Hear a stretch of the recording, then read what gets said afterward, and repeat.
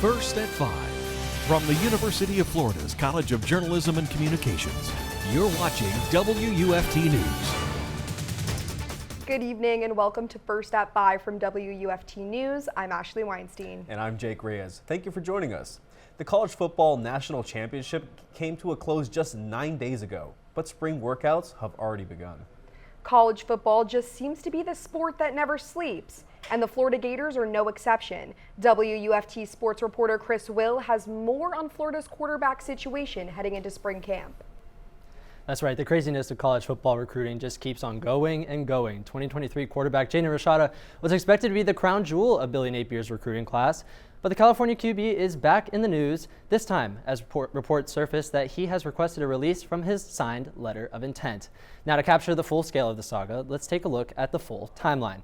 To start, this story goes all the way back to June 26, when Rashada committed to the Miami Hurricanes over the Florida Gators. That decision came with reports of massive NIL deals that the quarterback and his family said did not play a role in his choice. He then flipped the Gator fan base on its head, when he switched his commitment to the Gators on November 10th.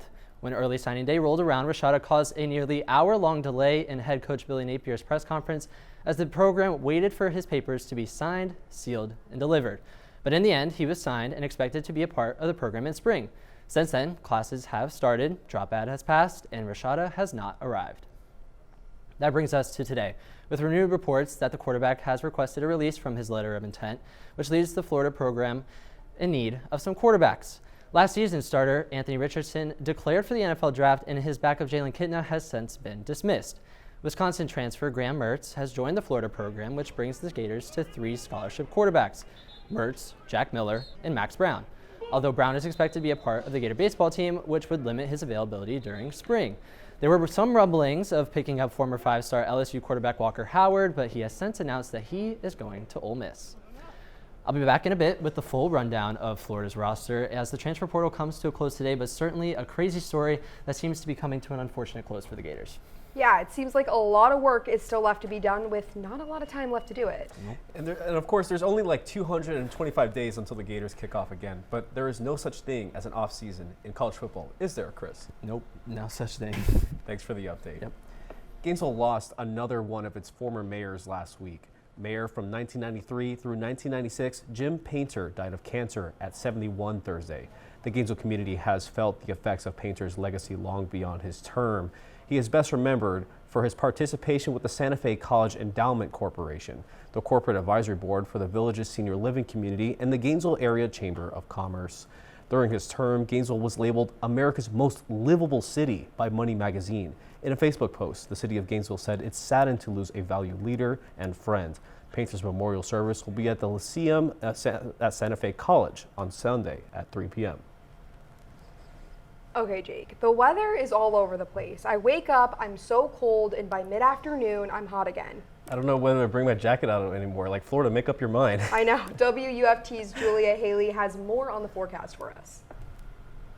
Well, Ashley and Jake, this morning I wore a sweater, but of course it's time to break out your short sleeves for this evening. Sitting almost in the 80s, 75 Gainesville, 77 Jacksonville, 76 even for Stark, and 77 Ocala. So a very warm day outside. We did see an increase of about 7 degrees here in Gainesville, 4 in Jacksonville, 8 in Live Oak, and an increase of 9 in Perry. And so for this evening, we are dropping just a little bit, but take a look outside first.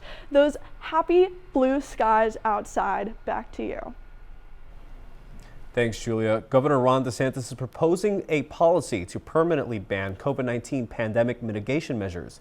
DeSantis' proposal would permanently prohibit COVID-19 vaccine passports in the states. Florida schools would not be allowed to institute COVID vaccine or mask requirements. Businesses would not be able to require masks, and employers would not be able to hire or fire based on vaccine status. They sought to marginalize people who declined COVID jabs by using things like vaccine passports. They sought to prevent people from being able to earn a living if they declined the jab through the Biden employer mandate. The governor says these measures will ensure Florida remains a protector of freedom of speech for medical practitioners. Earlier today, the grand opening for North Florida Hospital's outpatient pharmacy. Near 50 hospital and community members came to the ribbon-cutting ceremony earlier today.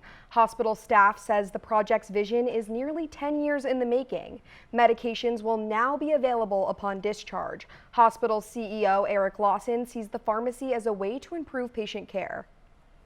It's been a long journey to get to this point. And so for us to be able to provide these services to our discharging patients as well as our 3,000 colleagues it's a great day. The pharmacy is located on 916th Northwest 66th Street, right next to the hospital main entrance. An Alachua County House representative is co-sponsoring a controversial abortion bill. GOP Representative Kat Cammack is spearheading the Born Alive bill. The bill will guarantee health professionals take proper care of a fetus that survives an attempted abortion. Cammack says the proposed H.R. 16 bill will address all requirements for the infant after it's born. H.R. 26 would rectify this by requiring healthcare practitioners to treat any child born alive after an abortion as they would any infant, and requires that the infant be immediately treated with life-saving care and transported to a hospital. Incoming UF President Ben Sasse introduced the bill when he was a senator in 2015 and reintroduced it at the start of 2021. The nation is approaching the debt ceiling, and it could bring a fight to Congress, and UF holds an event to fight back against hate. But first, a new photography exhibit at the Harn promotes diversity. All that and more when we return at First at 5.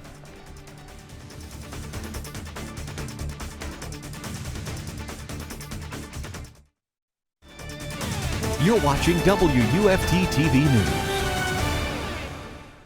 Welcome back. The Biden administration and House Republicans are at a stalemate as they face the initial Thursday debt ceiling deadline. NBC's Alice Barr tells us what implications the standoff could have on the economy.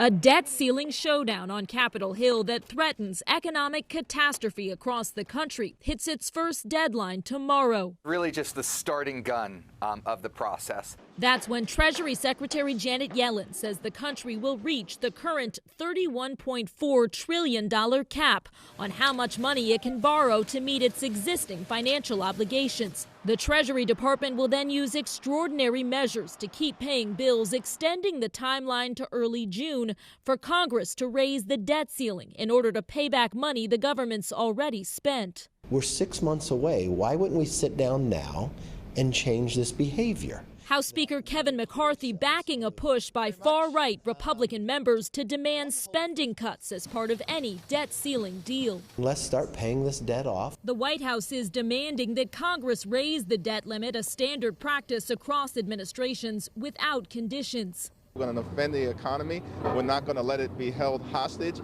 by the extreme MAGA Republican wing.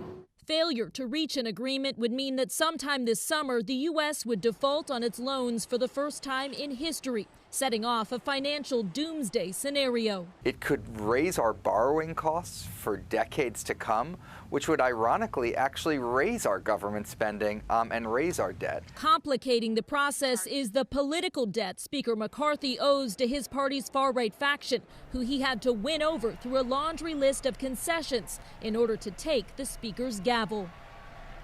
The stalemate comes at a time of worries over a recession while Americans are still struggling with inflation.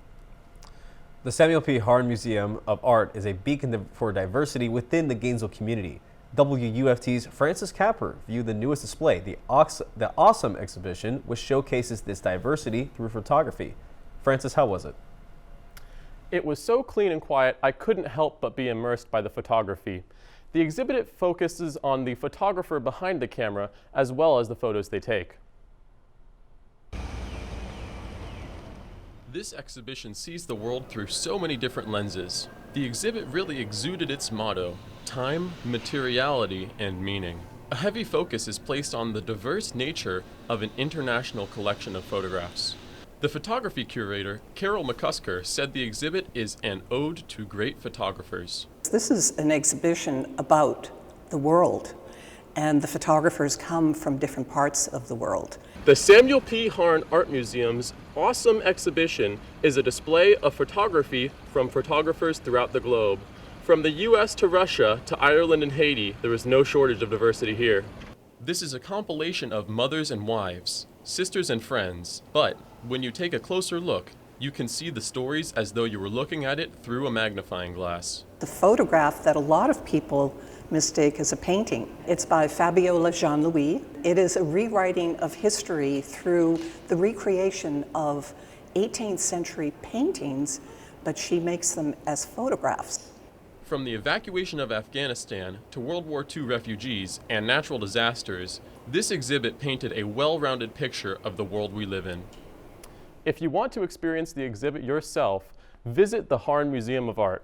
The awesome exhibition is open until May 14th, 2023. The city of Gainesville conducted a prescribed burn at the Morningside Nature Center today. The routine land management practice began at 10 a.m. According to a city press release, this practice is an ecological fuel reduction burn. All public access to the park and the Living History Farm is prohibited until the burn is finished. So getting back to the weather, I don't know. Like, again, I don't know how to prepare. It's like hot then cold, hot then cold. Like, do I need my jacket tomorrow, Julia? Well, we're currently tracking a snowstorm and it's plowing through Nebraska, but the cold front attached to it has a chance to give us a drop in temperatures. More information after the break.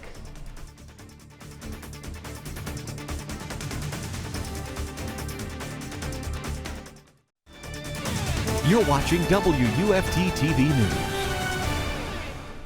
Currently tracking a major snowstorm as it moves from Colorado even to Michigan.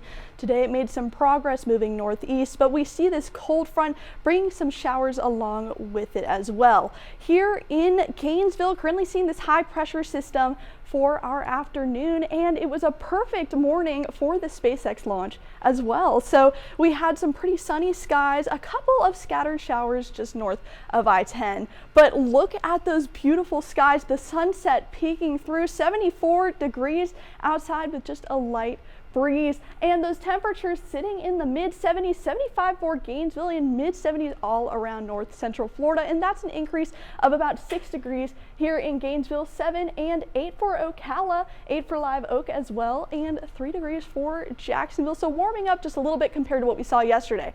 Hour by hour showing us dropping from the upper 60s into the mid-50s with those clouds building up overnight as we do have a cold front coming through. Now we do have that chance for fog in the morning, especially close to the panhandle, sitting with those lows in the lower 50s. Those clouds rolling in as that cold front sweeps eastward. We're seeing those clouds mostly behind the cold front, and then a low pressure system is going to travel in and peek through, bringing some thunderstorms for your Saturday and into your Sunday. So for your Saturday forecast, around the evening, expect that chance for showers, and then again for Sunday, it's going to feel a little breezy because of the front, but also seeing that chance for showers as well. So what to expect? High pressure for this week, giving us some sunny skies, above average temperatures until Friday, and then that chance for thunderstorms starts this weekend. So you want to stay inside, maybe change your plans as well. On to our 6-day outlook, we are dropping those highs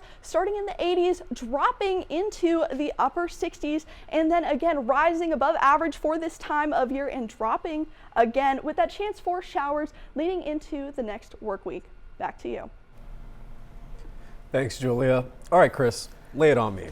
How extreme is the situation for Florida football right now? All right, well, I don't want to burst your bubble, but quarterback is not the only position that the Gators will need to fill. But fortunately, I do think there are positions that you should be excited about.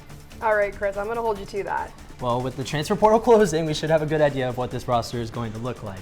And when we get back, I'll have everything you need to know about how the Gators did to fill those spots. That's coming up in sports. First at 5 returns.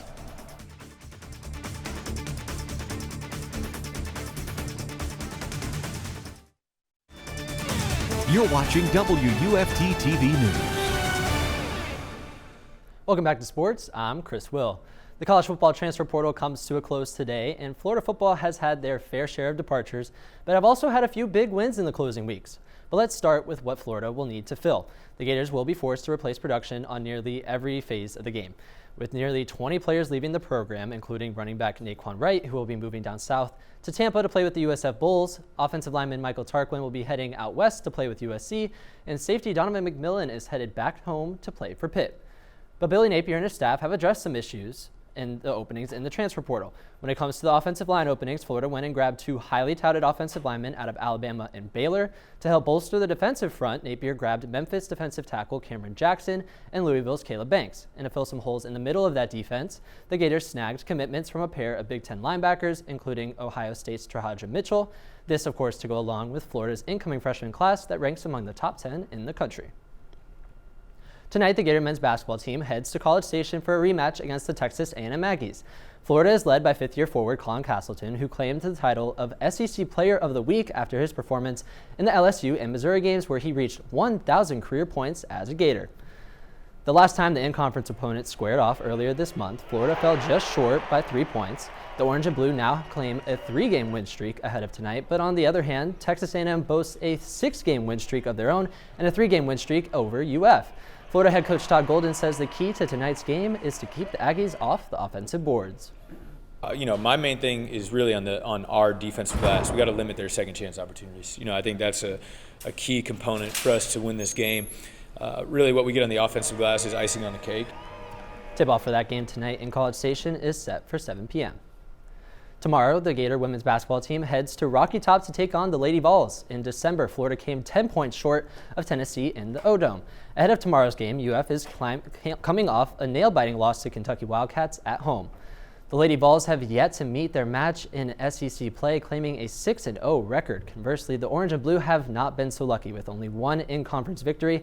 The matchup marks the foes' 61st meeting, with UT holding a whopping 55-5 advantage.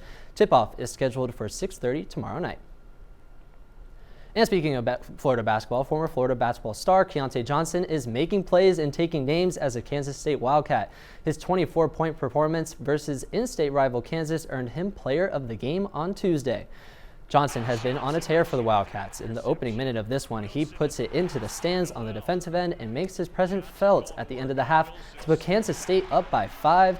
Johnson would put this one away with a massive overtime lob. Kansas State would go wild, and the Wildcats knock off number 2 Kansas. Kansas State will actually take on Florida on January 28th in the SEC Big 12 Challenge. And former Gators football running back Ran Carthen is now the general manager of the Tennessee Titans. Carthen is the first black GM in franchise history. Prior to that hire, he served as the director of player personnel for the San Francisco 49ers after 5 years as their director of pro personnel. Carthen sported orange and blue from 1999 to 2003, competing in 5 bowl games in addition to being a member of Florida's 2000 SEC championship squad. The undrafted free agent signed with the Indianapolis Colts before being traded to Detroit and eventually transitioned into the front office with the Atlanta Falcons and the LA Rams. That's it for sports. I'm Chris Will. Thanks, Chris. Finally, the University of Florida's Hillel is taking a delicious stand against hate. Members of the organization spent the day handing out bagels and cream cheese at Turlington Plaza. I wish I got one of those. This is to commemorate the 4th annual Spread Cream Cheese Not Hate event, inviting UF students to fight back against anti-Semitism. Students are encouraged to sign a pledge promising to be an ally for the Jewish community and push back against hateful incidents in their community. Those who sign the pledge could choose between a plain or everything bagel, celebrating their stance against hate.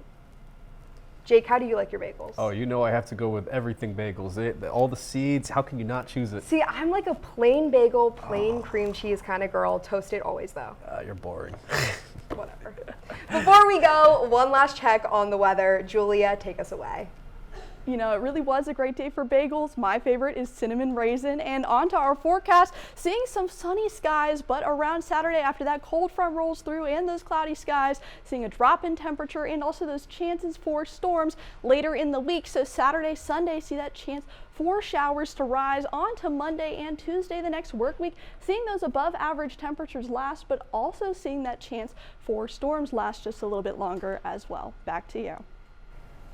Thanks, Julia. And before we go, I have to give a quick happy birthday shout out to my mom. BBC World News is next, and PBS NewsHour is coming up at 7. But remember, your Florida news is always on at WUFT.org. Have a good night, and happy birthday, Ashley's mom.